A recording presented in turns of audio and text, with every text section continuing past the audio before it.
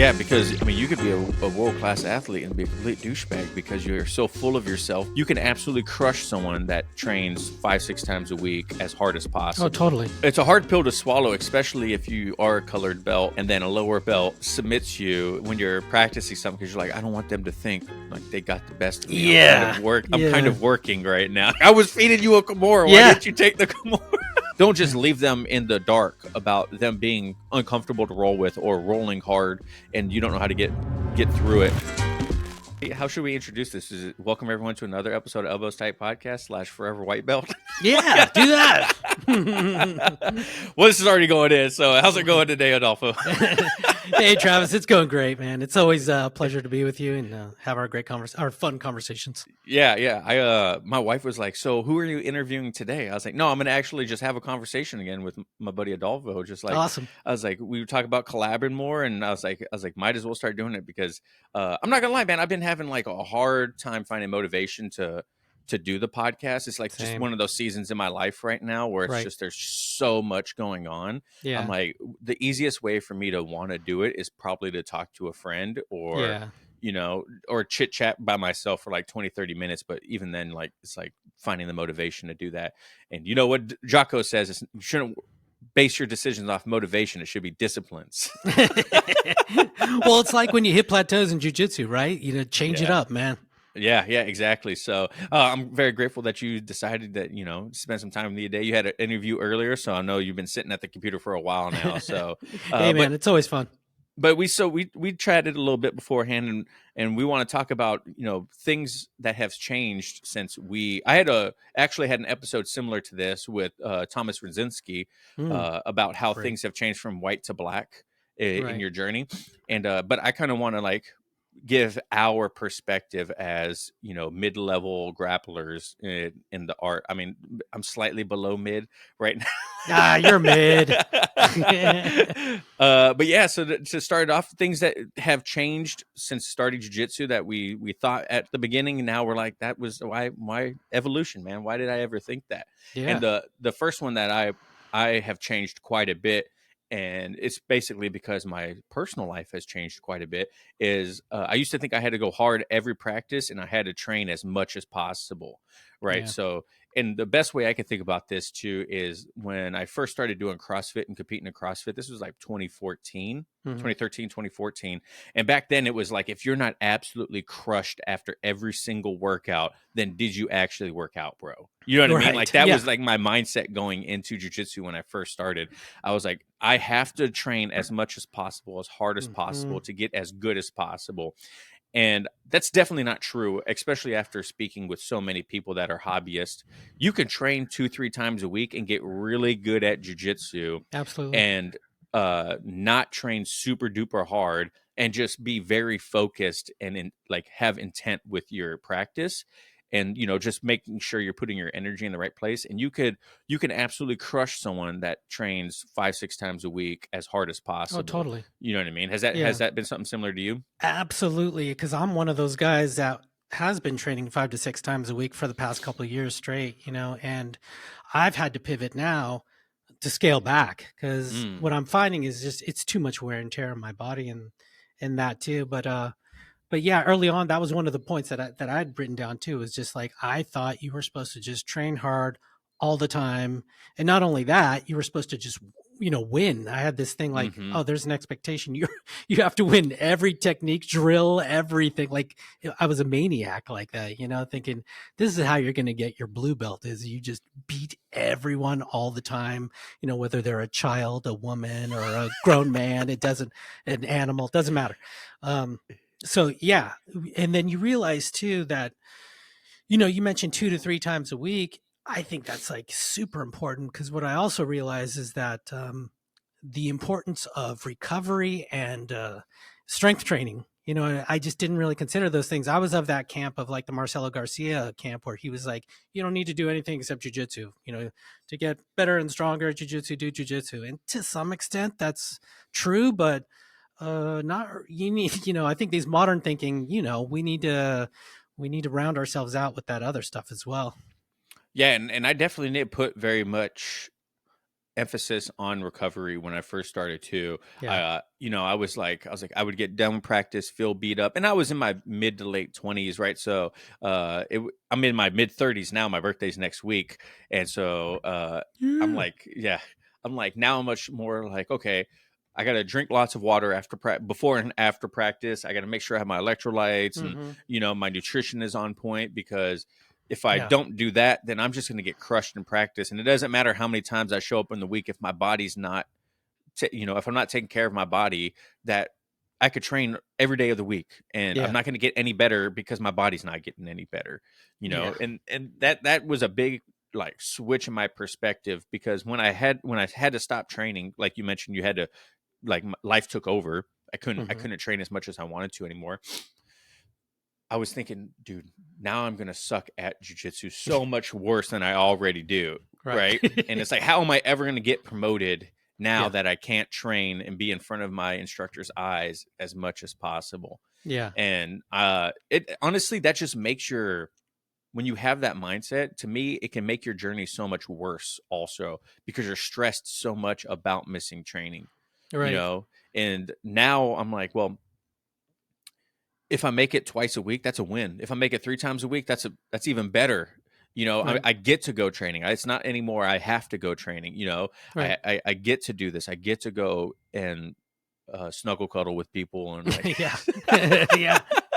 But you know, it was like when I was doing, I finally realized it when I was, like I said, I was going every day. Basically, I'm training every day, and then promotion day comes around, and I get that one stripe, and awesome. And then I look over, and that person, and as much as I preach not to, compare yourself against others, it's hard that not person to. that goes like 2 to 3 times also got a stripe, and I'm like, wait a minute, you know what I mean? I'm like, and so it did help put things into perspective in that point, where like, and then when I let off, I'm more, I'm more there for training next time, and for rolling, I can do more stuff. And going back to recovery too, that can mean a lot of different things, like you were saying, and I never put much, importance on sleep as I do now, Mm, like it's so huge, and other like things, because that can, like the sauna and the hot tub for me is like, it's for me, it works, but sleep was like something I never, really changed my mind as how important that is. how did that? What's changed to make your sleep, you realize, is much more important now? Like, did you talk to someone that was emphasizing the importance of sleep, or did you I listen think to it a was podcast or listening. something? Yeah, I think it was listening to like sleep experts on different podcasts and things, but it was also just the results of it. There's some things that you try and it's like you're not seeing any results of it. But when I put a importance on sleep, I'm like, wow, it was evident that there was there was something, a measurable thing happening, like I feel better, I'm more present, I'm more athletic, or whatever it may be. Yeah, completely agree. Because when my kids were young or younger, Younger. newborn, it was it was like, if I got 2-3 hours of sleep the night before because I was up all night and I tried Oof. to go train, Oh even my even God. later in the day, Yeah. it still affected me, Yeah.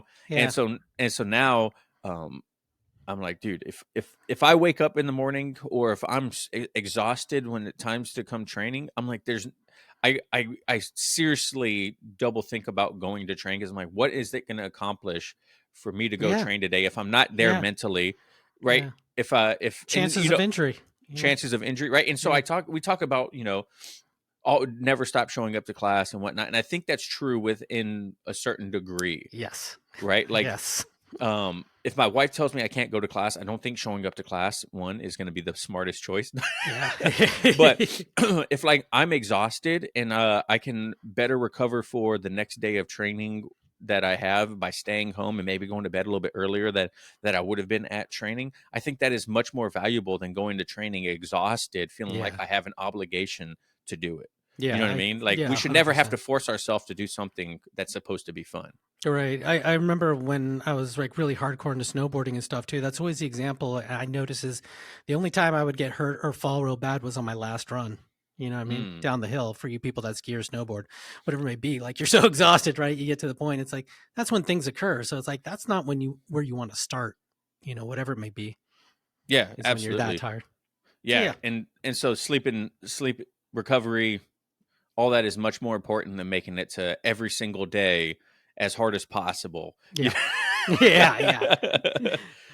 But it was So, also touching on that sort of like training as hard as possible too was I thought that you were supposed to, well, I found myself playing my A game all the time, that's a right? good point. Well, when you get to a point of whatever, if you get to a point of an A game, or, if you're a super beginner, maybe armbar is your thing, or maybe a triangle is your thing.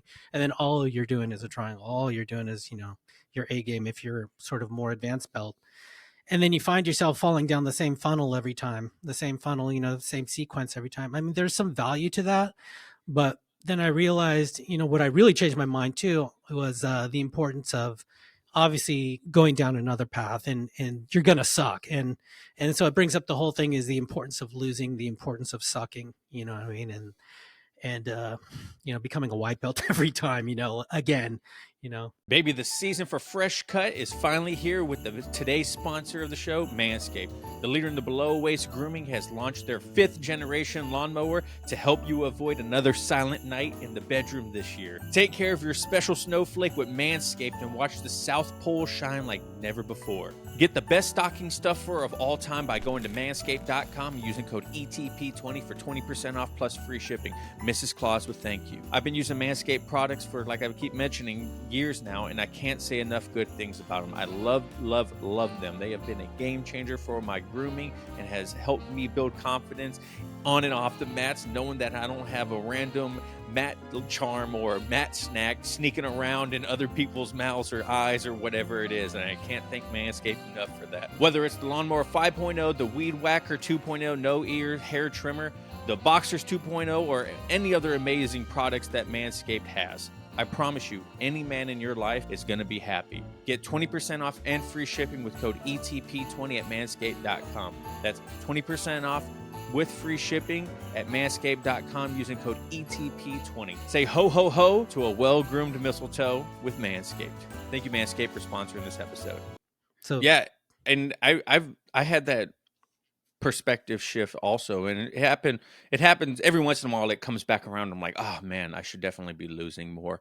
And one thing that kind of reiterated it to me was we had belt promotions the couple I mean, it just had I think I talked to you like right after it had happened.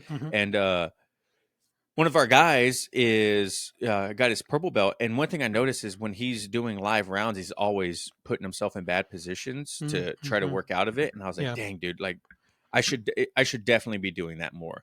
Like, yeah, he gets submitted by the other blue belts and whatnot, but all the other blue belts that got promoted a purple belt also with him.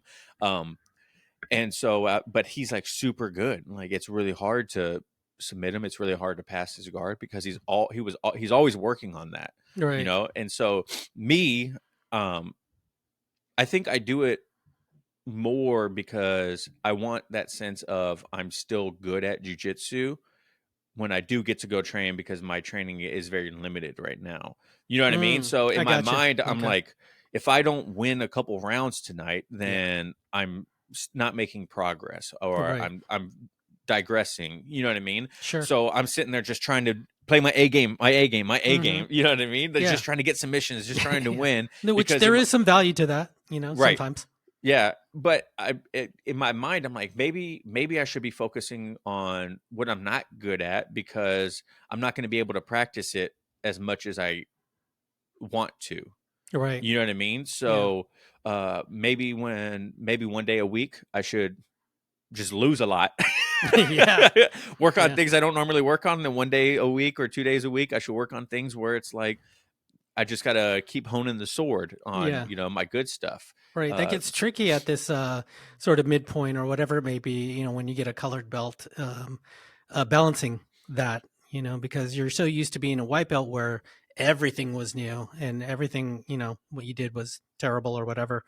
And now you get to a point where you're getting a little more proficient, and then you're like, you want to hone and sharpen that sword in terms of that proficiency. But at the same time, it's like, we got to go back to, that awfulness of, early white belt smashing, and all that. Yeah. And it's a hard pill to swallow, especially if you are a colored belt and then a lower belt submits you. when you're practicing something, because you're like, I don't want them to think like they got the best of me. Yeah. I'm kind Yeah. of working right now. Yeah. Yeah. Yeah, and we talked about this before. It's something I don't announce, but I used to refer to it. I think incorrectly as allowing people to tap me, but I just had a conversation with Emil Fisher, and he put it much more eloquently. He's like, "No, you earned that. You earned that tap. Everyone who's ever tapped me earned that tap. What I do is I put myself in, situations where it's very tenuous. You know what I mean? It's basically super late stage, whatever it may be. So there's a very good chance that I'm going to lose or tap, whatever it may be, because I'm working, as you mentioned, in that very compromised state. And I think that gives the other person a little bit of credibility too, because if you have it like that, instead of I was letting them work, instead like no, they capitalized right on the situation. Sure. I think that gives them uh, a little bit more, not, I don't want to say authority, but like in your mind, that they can put you in these positions that you want to work in, and you have to work out of. You know Yeah, what I it mean? validates what they were Yeah, trying to do. validate. Whether Yeah, it's like something like a late stage rear naked choke, yeah, I can finish that. When I when I have it and I'm there, hey, there's some credit to that. Good for you. You finally got that. Those finishing mechanics, because maybe you wouldn't be able to get to that point with someone who's proficient or something like that. So this is what yeah. it feels like when you're there. So how have you implemented the losing more in your training then? Oh, I do it constantly. I think it's from being a smaller, sort of older guy who wasn't particularly strong. So that's been ingrained in me since day one. You know what I mean? It's like I'm used to being on bottom. I'm used to getting smashed. And so for me, it was a matter of survival, of learning how to survive, endure, and get out of things, and being, escape late stage stuff too. So yeah, for me, it was like oxygen in a way. It was like that's what I do. Whereas someone who's big or whatever, who's used to being on top and smashing in Kimura every time or whatever, it's like that could be a little tricky for them. Yeah, that's definitely me, which is I when I started to focus on the not so big guy friendly side of my game, it was me playing more of the bottom, letting people pass my guard, trying to wrestle up, letting them get in mount, letting them get my back, things Mhm. where my size doesn't necessarily have a advantage. You know what I mean? Right, Like right. a big guy on the bottom isn't necessarily a good thing until you can like wrestle up or use your size to your advantage. Right. Um, so those were some things that I've worked on. And one thing that's hard too is when you are a higher belt and you want to lose and you're rolling with these white belts. Like the other day, I was rolling with a white belt and I was feeding them a Kimura like from half. I was like, all they have to do is just lock Yeah. up a Kimura, Yeah. push their hips out, and then I can work on this escape and kind of transition to the next thing. But they never saw it. Yeah. Totally. And then after the roll, Yeah. I was like, I was feeding you a Kimura. Why Yeah. didn't you take the Kimura? 100, man. Yeah, it's so funny. That's sort of a universal experience, right? When you see someone who's like less knowledgeable or whatever than you, and you're like, that armbar was right there for you. Why aren't you Yeah. going to an S mount, or this and that kind of thing? I'm literally trying to get you to submit me right now. Yeah, totally, totally. Because I want to work on this particular escape or whatever it may be. Yeah, maybe not. Yeah. And to tie this all in, and kind of my next one is I used to put so much emphasis on getting the color of my belt darker, right? Mm, That was the whole point of training, was yeah, just to get that belt darker and darker, yeah, right? Um, and if you guys don't understand what I mean, it's like advanced, like, right? Because yeah, the higher you get is darker the belt gets, yeah. right? So I was thinking, man, I just have to get to the next rank. I just have to get to the next rank. And I wouldn't roll in the mindset of progression all the time. I would Hmm. roll with the mindset of, like we mentioned earlier, I have Right, to smash everyone. How am I supposed to become a blue belt or a purple right, belt if I'm not smashing everyone that is the same or below me right. in rank? You know what I mean? Yeah, And after talking to so many people, realizing that, bro, the belt, what does the belt color matter? Like Yeah. you could Yeah. still progress, you could still get good at jujitsu, and after talking to Mike Bidwell, the Mhm. BJJ over after 40 Yeah. or over 40, he was a brown belt for 13 years, Yeah. and That's amazing. crazy, right? Yeah. And so he kind of changed my perspective a little bit on belt colors, because I kind of did a self-reflection on, why do I say belts don't matter? Is it because I'm coming from the mindset of they don't matter, I can always get better at jujitsu? Like Mm. it's a thank you from my professor to show like, hey, my hard work is paying off? Or is it a self-defense mechanism for when I don't get promoted? I can tell myself, oh, well, it doesn't matter. The belt Mm. doesn't matter. And I Mm. think honestly, for a little bit, I was switching over to it's more of a shield. It's more of a way to not get, you know, upset if I miss a promotion night, or if I do come to a promotion night and I don't get a stripe or a belt or something like that. Um, and I need to get that needle to go back towards, no, like I can still get good at jujitsu. When it happens, it happens. Mhm. It doesn't necessarily matter. You know what Mhm. I mean? Yeah, I think what really this is a huge one because there's so much to this belt thing, is I used to think that the understanding of the belt was the same everywhere, universal, that you went around the world, in terms of jujitsu, I should say. And so I thought everyone was grading in the same way or considering things in the same way. But then you realize it's completely subjective, right? Every academy is completely different about this thing. And then the more and more as I went into it, I do value getting this acknowledgement and getting this belt. I greatly value it.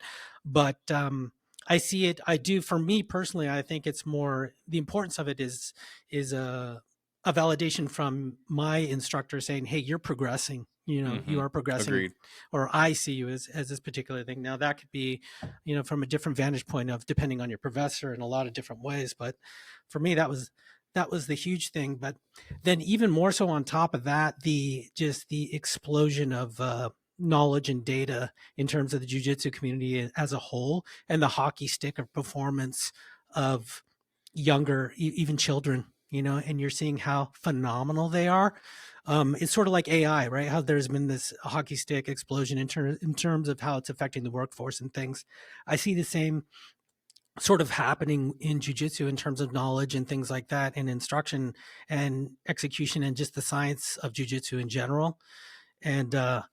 And so now it's like it blurs the line of the belt even more, because are you a black belt or are you even a brown belt person? But this kid is, coming along at a super high level, performing at a super high level at, white belt or even blue belt, way, leagues above, and they're beating colored belts above them, depending if we're talking about teen or 20 something kids.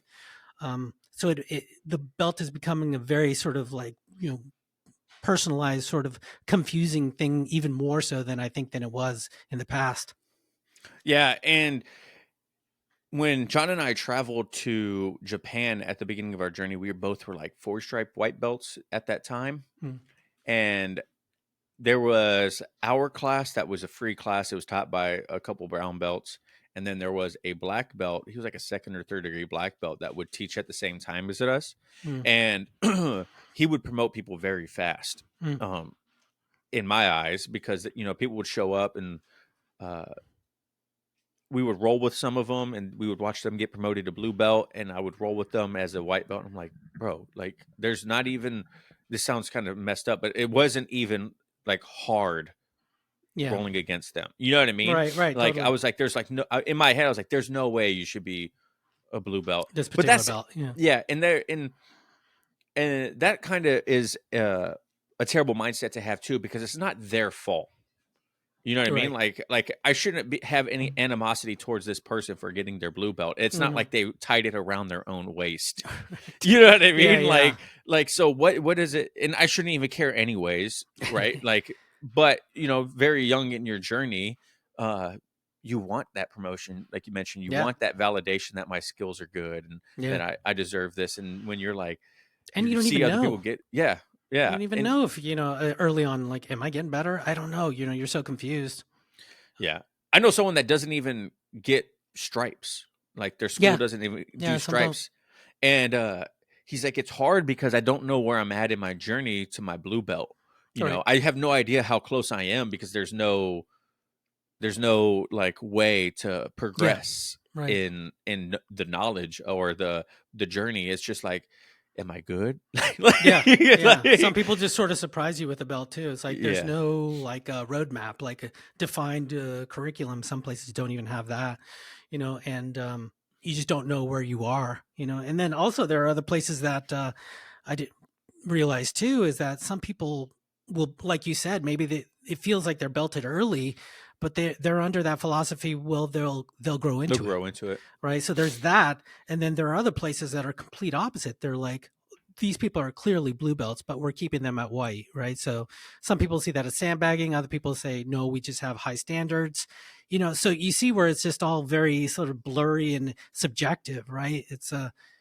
And so like putting a lot of, foundational meaning on a belt it's almost doesn't make sense. It's almost illogical to do that in a way, but yet we still have this importance of the belt looming above us in jiu-jitsu, which I still like it. I like belts.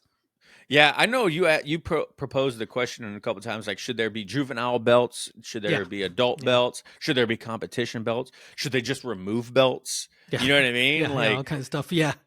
Yeah. and I think those are great questions because it makes you think, what would the martial art be like if there was no no visual representation of skill Yeah. outside of the practitioner? Right. you know Right. Right. and because there's other martial arts in wrestling. There's no belts in wrestling, there's no ranks in wrestling. A lot of Muay Thai has no ranks. I know some Muay Thai places have started introducing ranks into their gyms and whatnot. Boxing, there's no, but everyone knows who the baddest dude in the room is because they can perform. Right. Yeah. I just think it's that would be such a business killer is the thing, what I mean? There's a reason you don't see wrestling academies on every corner. There's a Very true. reason you don't see boxing academies on every corner, like a Muay Thai academies on every corner. And there's a reason you see Taekwondo, karate, and jujitsu on every corner now, you know what I mean? And I think a lot of it has to do with the belt and the importance of that we hate to say it, but in business as an incentive, for this customer to come back day in and day out. I really do. And stripes on top of that. I think stripes were almost clearly created for that incentive to come back more, too. Yeah, and if you look at kids belts, they have so many Yeah. belts because Yeah. it helps with them with the sense of progression and accomplishment, right? It's like they have, I don't even know, 8 9 belts before they even get to Yeah. blue. Yeah. It's perplexing now. So, but yeah, that's definitely changed quite a bit for me now. uh I think belts don't matter, but I think they do matter in a lot of contexts. I just don't think that I have as much emphasis on the importance of them, and Right. I should be okay with um sucking or not getting promoted, uh because at the end of the day, it's my journey. When it comes, it comes. The other people are not me. They don't have the life I live, so it doesn't matter if anyone else gets promoted. As I just have to keep showing up and training. Yeah, we all run into our hiccups. That's the thing too. We all get injured, we're sidelined, or life gets in the way and stuff. Yeah, there's always something to hold you back. It's a trip. Absolutely. So what's next one for you? The other one that I think that I really changed my mind on was how to roll with less experienced or smaller and weaker people. We kind of Hmm. touched on that.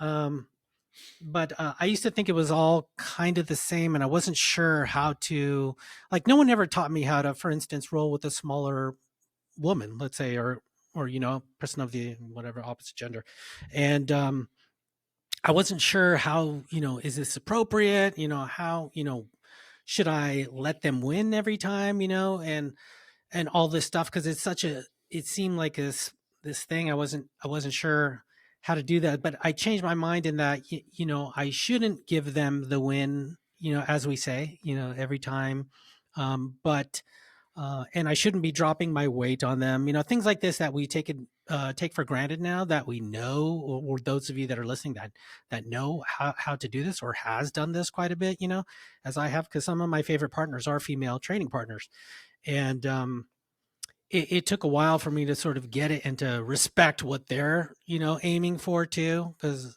they all have different perspectives as well, just like we all do. Um, so that was that was a difficult one for me to sort of like grasp, just to get even a mindset on. Yeah, I don't get to train with too many female women or uh, people of the opposite sex, however you want to say it. And it's kind of sucks. Like I being over 200 pounds and relatively strong, I definitely know how rolling with smaller, not as strong. I don't want to say weaker, but Hmm. people that don't have the strength advantage that I do. That was a that was a big eye opener too, because when I was a white belt, same thing. I was like you mentioned, I was trying to smash, trying to like crush people. I would use a lot of strength, and I didn't know this, but a lot of my friends they didn't want to roll with me.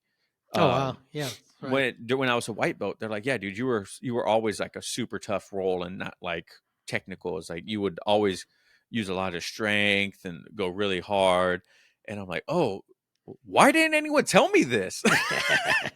Yeah, You man. know, it's like that sucks. You don't want to be that guy and just subconsciously thinking everyone's good rolling with you and whatnot. And when it comes to rolling with women, you have to think about that plus more, because it's like I just talked to Andrea Baxon, who did the documentary about That's all the right. women in That was a jiu-jitsu. great episode. Yeah. Yeah, and that her documentary is fantastic.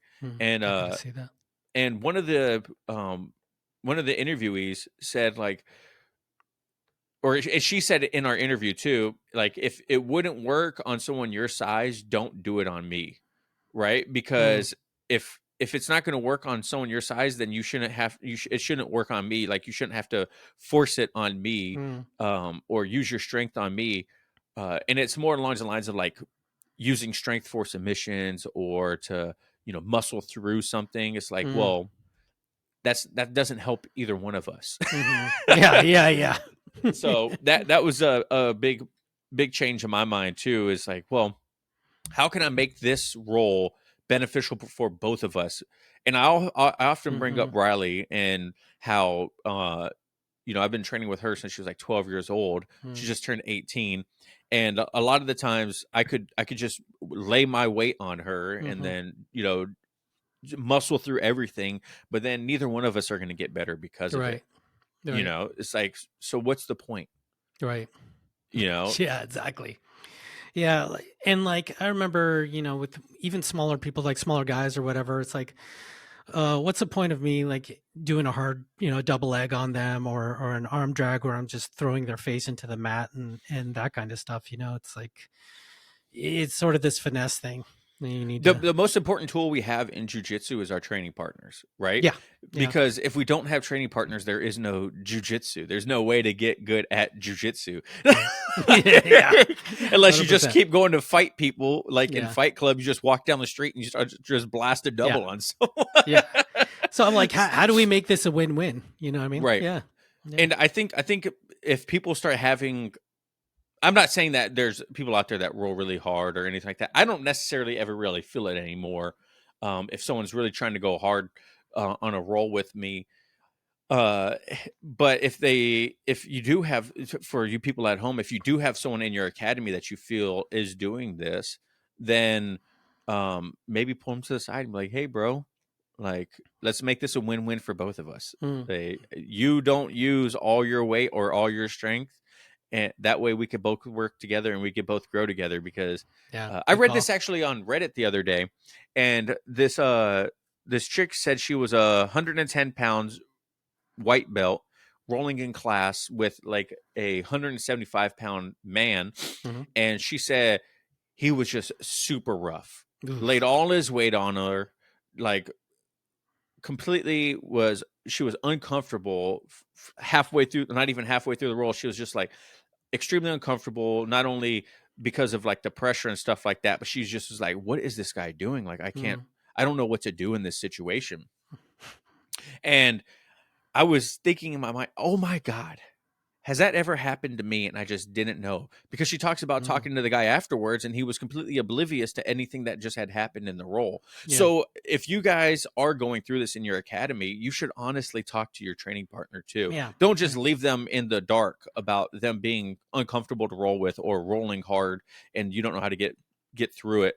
I would tell people, I'm like, hey, people tell me I roll kind of hard. If there's a situation where I'm going too hard, I need you to stop me and let me know. So now in my mind, I have that as like a timestamp, right? Yeah. Like I know, okay, that's too rough for a lot of Right, people. right. You know what I mean? Because if I don't know, I don't know. As an outside observer too, if you're a third party to it, you should probably take the guy aside and say, "Hey, I saw you rolling with this particular person, and I think you should probably go easier on this person." You know what I mean? Yeah. If the context warrants it, like your familiarity with the person when all these other things come into play there. Right. Yeah. Like if you're passing a small person's guard and you go to knee cut and knee him in the face, or that you like switch hips and land, put all their weight on their stomach. Like Yeah. you could say something to training partners, right? Like we're all teammates here. You know? Yeah. So, Travis, one other thing that changed my mind that I wanted to discuss too, I think was the instructor being the only source of your information. That's one thing that sort of changed. I changed my mind early on. My instructor is the most important, obviously the prime, influence on my jiu-jitsu, but, and I emphasize this every time. You also need to take ownership at some point. You realize of your own progression as well, and to take that input, but also consider other things. Have you experienced this as well? I mean, John and I from the get-go looked for outside sources just because our journey has been so different because of traveling for work and whatnot. So I've always, and I've learned from so many different instructors. I never had the mindset of like my instructor is the end all be all for knowledge. But now I actually don't look for a lot of outside knowledge when it comes to jiu-jitsu, mainly because I've had this idea in my head of if I can't even get the stuff going that I'm learning in class, then how am I going to be able to benefit from me looking for stuff outside of class? You know what I mean? Because to me, my professor is teaching me something that he thinks is beneficial. So he knows my jiu-jitsu probably better than I do. From the outside looking in. And so if he's teaching me something, I should probably put a little bit of more weight into what he's saying and then just, make it work for me in my context. Right. But if he's showing me something, it's probably because he puts a lot of value in it and could be beneficial to me. And not only that, but it's kind of going back to the belt thing. But if he sees me not working on things that he's showing me, then how likely is he going to be to promote me? He said, well, you don't do anything that we do in class. Like you have all these holes in your game because you're not practicing what I'm showing, or, you know what I mean? So because he, honestly, he's the arbiter of my progression. But we're like, you weren't getting value when you and John were looking for like external sources and things like that. Oh, 100% were. No, I'm not, that's not saying that I didn't have like, I loved like Roy Dean Academy Online, YouTube, Instagram. I mean, we did instructionals and there was a lot of value in it. And I think it was only because at that time, we were traveling. So we didn't have, regular instructors. So we were learning from so many different people at the time. Then shortly after we got back from Japan, the pandemic happened. So then we had to switch our whole mindset of jiu-jitsu for the pandemic. But I'm just saying now as someone looking at myself, I'm like, I don't feel the benefit from watching instructionals that are on techniques. Now, if it's like theoretical stuff, like Jordan Pressinger's theory course, where it's things that I can think about to prevent, like not letting someone grab my head, long and short frames, inside position, right? Like these are things that no matter what I'm learning in class, I can benefit from using them, right? It's instead of me watching a butterfly instructional and then trying to work it into class, and that might or might not help. Instead, I'm more along the lines of theories or, like the more conceptual things in jiu-jitsu that are universal in my Yes. eyes. Yeah, So totally, man. and if you guys want Jordan's theory course, there's going to be a link down in the description below. But that's what I find value in it right now. And as someone that's, was trying to become a little bit more of a coach in the gym before I had to switch work schedules, I was definitely getting more into the why we do things. Yeah. Because kind of pulling into mine, not to stop yours, but my next one is going to be I used to think theories were too complicated for new practitioners. They would never understand the why we do something. They could, Right. if they don't even know how we do something. Right. Now, I definitely think people gain a lot of knowledge, especially at the beginning, on the why. Yeah. If it's simple, if we can make it a simple why. Yeah. We don't want to overcomplicate it. Jingle all the way. Are you dreaming of a gluten-free, protein-packed Christmas snack? Look no further than Kudo, the official protein sponsor of the UFC. This holiday season, unwrap the joy of Kudo's popcorn revolutionary cooking method, bringing you 10 grams of whey protein isolate in every festive bag. It's not just a snack, it's a Christmas miracle. Join the snacking sleigh ride that MMA athletes Michael Chandler, Robbie Lawler, Bruce Buffer, and Eva Santa favorite Dana White endorse. And guess what? Santa's elves have a special treat just for you. Use code ELBOWSTIGHT at kudosnacks.com and enjoy a merry 25% off your entire order. Ho, ho, ho! Holy protein goodness. Indulge in the magic of Kudos garlic, Parmesan white cheddar, and salty sweet kettle corn flavors. It's the gift of healthy snacking that tastes as delightful as Christmas morning. Whether you're hitting the gym, taking a snowy hike, or just spreading holiday cheer, Kudo Popcorn is your go-to companion. Taste the magic this holiday season with Kudo's Popcorn. For a limited time, our listeners get an exclusive 25% off their jolly order with the code ELBOWSTIGHT at kudosnacks.com or clicking the link below. That's 25% off with code ELBOWSTIGHT at KUDO snacks.com. Save some jingle, support the official protein popcorn of the UFC, and get popped. Thank you, Kudo, for sponsoring this episode. Yeah, I think some people do. Yeah, because in the beginning, I remember hearing the Island Top Team guys always talking about base posture and structure, right? And I was always trying to understand that as a white belt. And it was confusing to me because here I am, I'm just trying to learn a triangle or, an arm bar or what close guard, even how does that work, And then thinking about base posture and structure to me was like tough thing. And I'm like, okay, I'm going to focus on base now, and then I'm just getting tossed all over the place or whatever. And all this stuff. I'm like, geez, this conceptual stuff is just not working. You know what I mean? For me personally, I found that it wasn't as simple enough or something like that, or maybe it was for others, or I was too dumb, or I just, I went about it more the other way in that, specific technique or specific training spoke much more to me early on than big concepts, Yeah, and I agree. That was the same way with me. As I didn't really put much value on the conceptual side of jiu-jitsu, and I think that's such a buzzword right now in jiu-jitsu. That can mean a lot of different things. You know what I mean?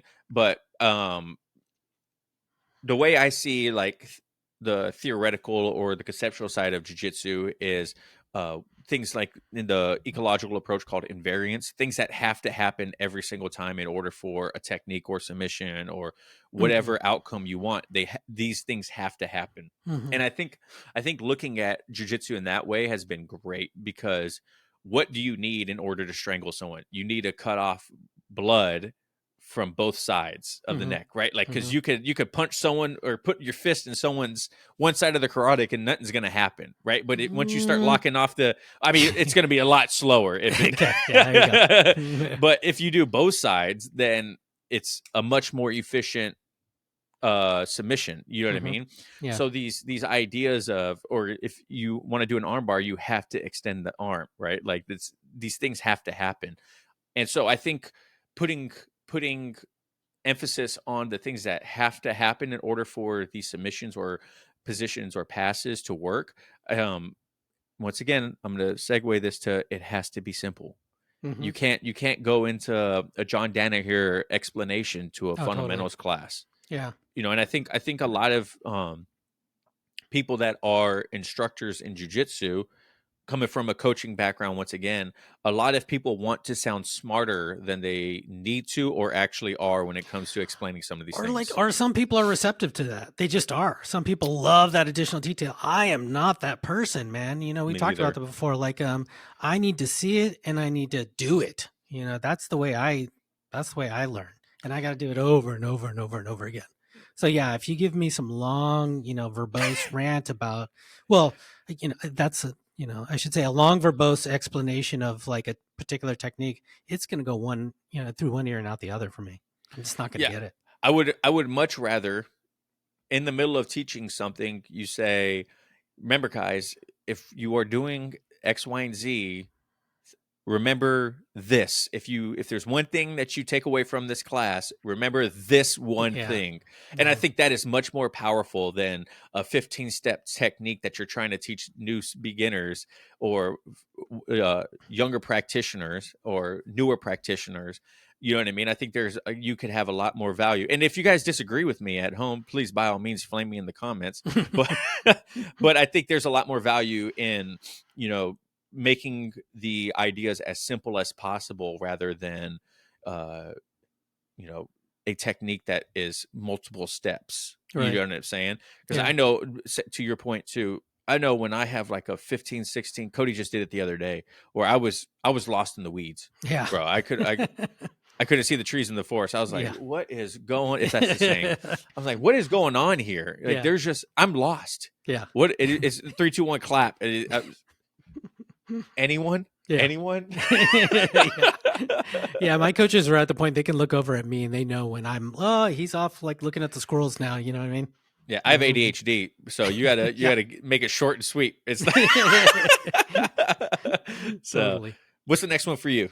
Well, it's sort of touching along the line of teaching. I used to think what changed my mind big time. I used to think you had to be a really fantastic, amazing competitor to be a great teacher and instructor. I thought that brought up the level because I thought, all those gold medals and all that stuff and the big name, you're going to be a fantastic instructional. And, having attended these Globetrotters where there's these relative unknown or, coaches compared to someone like Gordon Ryan or whatever it may be, although he's a fantastic coach too. They have so much to offer. So really it's sort of the reps of teaching, I think, just like training in jiu-jitsu.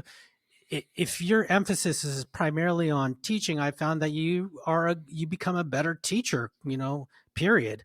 And if your emphasis is on competing, then you become a better competitor, period. And the two sometimes don't interact, you know what I mean? So well. Yeah. And I've never had that mindset of you have to be a high level competitor in order to be a high level coach. Once again, because my background from like CrossFit and weightlifting, a lot of Olympic coaches were never Olympians. You know what I mean? Like they can give NFL coaches. Yeah. NFL coaches, right? Like, the coach from the Patriots, what's his name? Bill Belichick. Bill Belichick is one of the greatest coaches ever.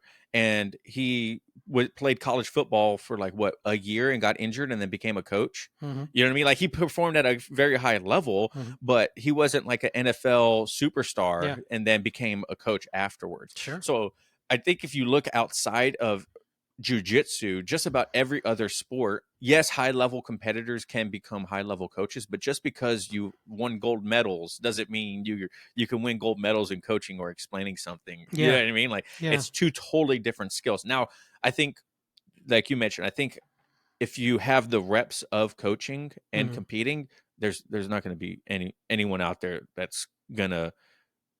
Yeah, maybe not, because John Danaher, once again, he doesn't have a lot of accolades. Or I don't even think he has really any, right? Yeah, I always refer to him as the guy that, when everyone's like, you got to have all these gold medals, I'm like, oh yeah, look at John Danaher.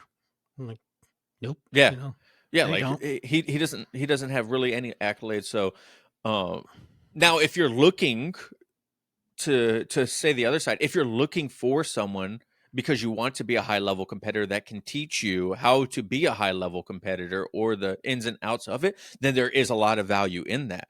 Now, if you're just looking for someone to teach you jiu-jitsu, then just look for someone that can teach you jujitsu that's good at teaching jujitsu. Yeah. Like, Yeah. I know. Go you figure, right? Yeah, you Yeah. don't have to go to the X-time world champion gym just because he's an X-time world champion. You might walk in the class and be like, "What is going on in here?" Yeah, man. Do your coaches have any like Yeah. competition wins or Yeah. medals and Yeah. stuff like that? Yeah, they do, especially my head coach. Yeah.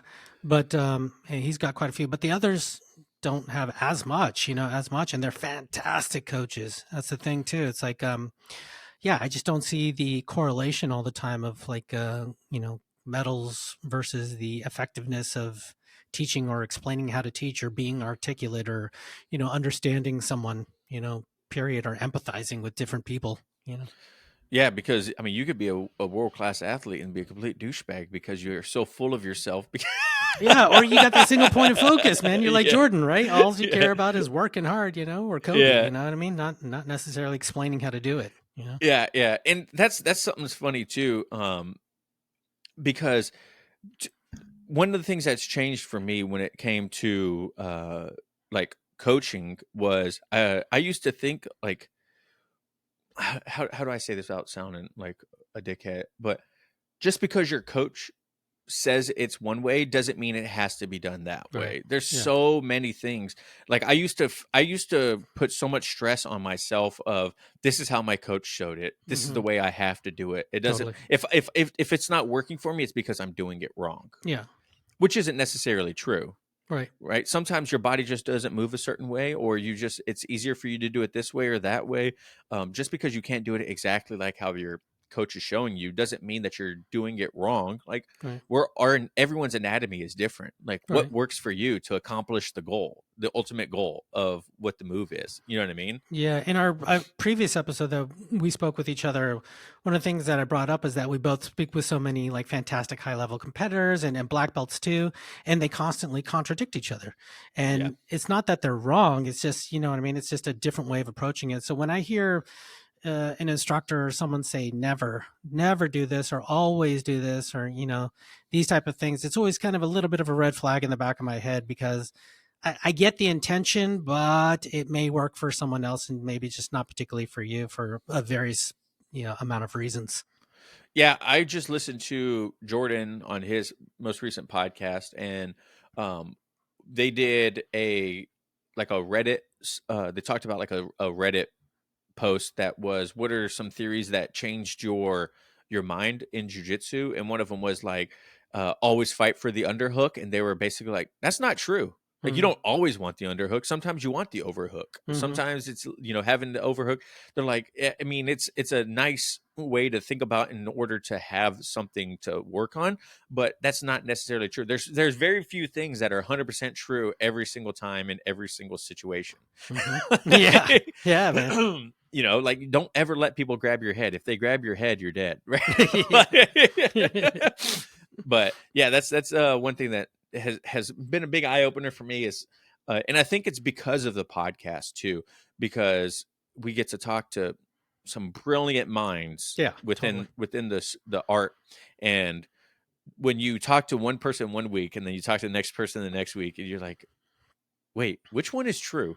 Right? Exactly. It's like whichever one works for you is the one that's true. Yeah. It's like they take them both, and you could use them both, and they can both be extremely valuable to you if within the right context. One of my favorite sayings is, the right move is wrong at the wrong time. Right? Like it could be the right move, but at the wrong time, it's the wrong move. Yeah. Right. That's and great. it's the same thing with whether who's coaching you or everything within jiu-jitsu. If it's not the right time to do it, or it's not the right time to, have this mindset or whatever, then it's just wrong. It's okay. It's just wait for the right time. Yeah. Exactly, man. So you got any more, Adolfo? Let's see. I did have another one that I really want to talk about. Perfect. Let's do it. Some people prefer, I used to think that, I think what changed my mind and I realized is that, and I found really interesting, is that some students prefer the firm hand and some prefer the soft hand. You know what I mean? I didn't realize there was this dichotomy there where that some people are like, coach, I need you to be harder on me. You know what I mean? Oh, yeah, yeah, yeah. I'm this type. And I was like, whoa, I'm not that type of person. I'm the one who's like, oh, you need to ease me into this because everything scares me here. You know what I mean? That's how I came about it. And I remember talking with you too, and John too, early on about how when you guys first started jujitsu, you guys were just getting smashed, and you're like, dude, we need to learn this. This works. Whereas me, I'm like, I get smashed, and I'm like, dude, this is not for me. I need to get out of here. You know what I mean?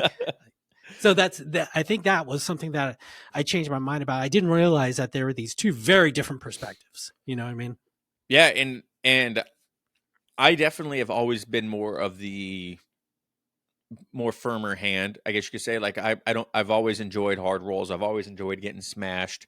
I've always, maybe it's the veteran in me right from the military. It's like that's just what I'm comfortable with, like people being militant when it comes to class. It's funny because I always bring up this saying when I'm talking to you about this thing too, is there's a saying Brian Callen, this comedian, said. It's super funny. And I always repeat it to the tougher guys in my academy. I said, some of us are built for war and some of us are built for dance. You know what I mean? So hey, but that's not nothing wrong with that. No. I'm a finesse man, dude. Yeah, I'm a finesse man. Yeah, and so even when it comes to like my instructors, I definitely I don't know. That's might be a little different because I don't want to get treated like jiu-jitsu in the 90s of I mean there's levels to this. Black belts and no talking on the mats or you show up late you get beat. I don't like that stuff because I'm paying for a service at the end of the day. And like you're an adult. Right, exactly. Now if it's my son and he shows up late to class, by all means, no. But when it comes to like, and I honestly have when I'm rolling, I think I've mentioned this to you before. I have this mindset of if I get a submission, a lot of the times, if it's with a higher belt, I'm like, I have all of a sudden, I'm like, I'm firm when I'm in the roll, and then I get to a submission where I could finish it, and then I back off. And I'm like, I just psych myself out. And I'm like, maybe I should stop doing that. Like, because I'm gonna get to these positions and I'm always letting go, or I'm always backing out, or whatever it is, instead of sticking through it. You know what I mean? Yeah, man. All right, Adolfo. Well, this was a great conversation. Yeah, man, that was a lot of fun again. Yeah, absolutely. We definitely got to keep doing this. Maybe once a month, once every other month, or something like that. Sounds good. Maybe once a week. Yeah, sounds good. I'll see you every day. If people want to follow you once again, where you're at, where can everyone reach at? Yeah, check me out at just Google Forever White Belt or go to IG. Forever White Belt Show is us, and we're available everywhere. Perfect. Elbows tight. If you guys are listening to this on Adolfo's feed, elbows tight everywhere. When you think about elbows tight in class, think about my ugly face, and then you can't forget it. That's right. So thank you guys so much for listening and watching at home, and we'll catch you later. Remember, no oil checks here. Peace.